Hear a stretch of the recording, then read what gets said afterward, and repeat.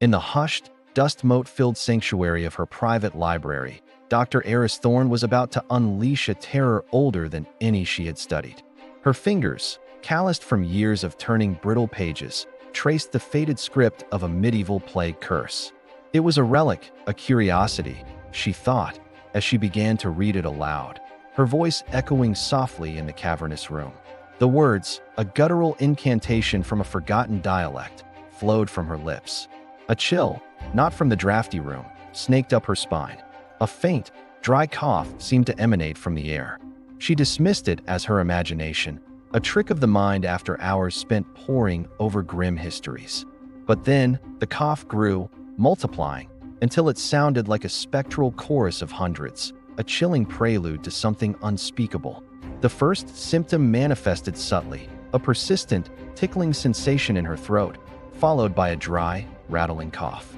Within days, the city began to fall silent, not in peace, but in a suffocating dread.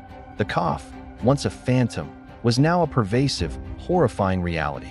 It spread like wildfire, a supernatural illness. The ancient text, now a source of terror, held the only clue. The coughing death spirit, once invoked, demands a sacrifice. The voice that summoned it must be silenced, its source offered to the void. The cure was a voluntary sacrifice. The Miller family, a vibrant household of 4, were among the first to realize their infection. It began with young Lily, whose playful giggles turned into strained wheezes. Her parents watched in horror as her cough deepened, becoming a dry, rasping sound that never ceased. Soon, her skin took on a pallid, almost translucent quality, and her eyes became sunken and shadowed. Their efforts to seek treatment were met with confusion and helplessness from doctors.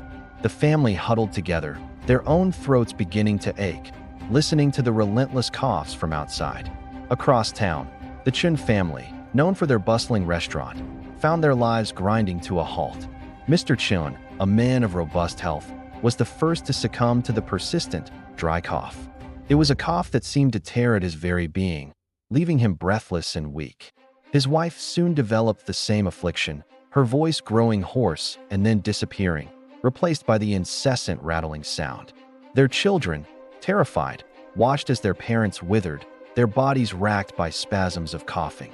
They tried traditional remedies, then modern hospitals, but all proved futile against the invisible assailant. The Garcia family, a close-knit community of artists, experienced the illness with a chilling progression. It started with a subtle tremor in their voices, followed by a persistent, dry cough that felt like sandpaper. Her son, a musician, could no longer hold a note, his lungs burning with every attempt. The illness drained their vitality, leaving them gaunt and hollow-eyed, their creative spirits crushed.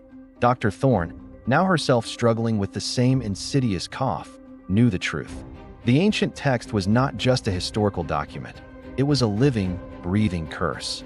The city was dying, choked by an unseen entity, and she, the unwitting summoner, was its only hope. The sacrifice was unthinkable, yet the alternative was the annihilation of everything she knew.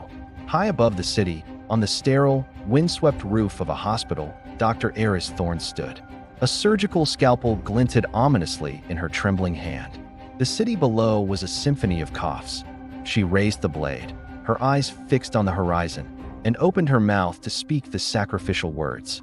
But all that came out was the dry, rattling cough of the entity itself. Find out in the next episode. Like, share, and subscribe for more untold tales.